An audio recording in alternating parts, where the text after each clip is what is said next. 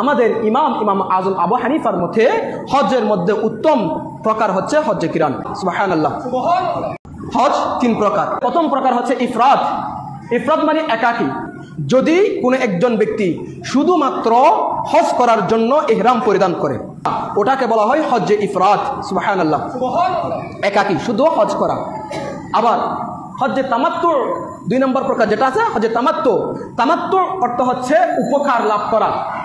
কিরকম?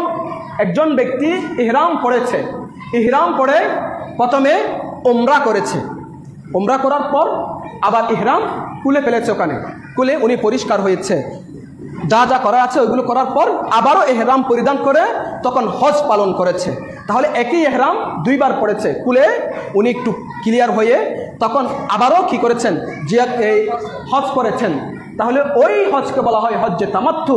যেহেতু এই ব্যক্তি হজ করার জন্য উমরা এবং হজের মাঝখানে একটি উপকার লাভ করেছে, ওই জন্য এই হজকে বলা হয় হজ্জে তামাত্তু। আমাদের ইমাম আজম আবু হানিফার মতে তিন নম্বর প্রকার তথা হজ্জে কেরান। হজ্জে কেরানটা হচ্ছে কোনো একজন ব্যক্তি মিকাত থেকে শুধুমাত্র হজ করার জন্য নয়, হজ এবং উমরা দুইটা একসাথে করার জন্য যখন ইহরাম পরিধান করবে, ইহরাম পরিধান করে আগে উমরা করেছে, এরপরে হজ করেছে, মাঝখানে ইহরাম খুলে নাই, ওই একই ইহরামের মধ্যে যখন হজ এবং উমরা দুইটাই একসাথে করবে তখন ওই হজকে বলা হয় হজ্জে কিরান। সুবহানাল্লাহ।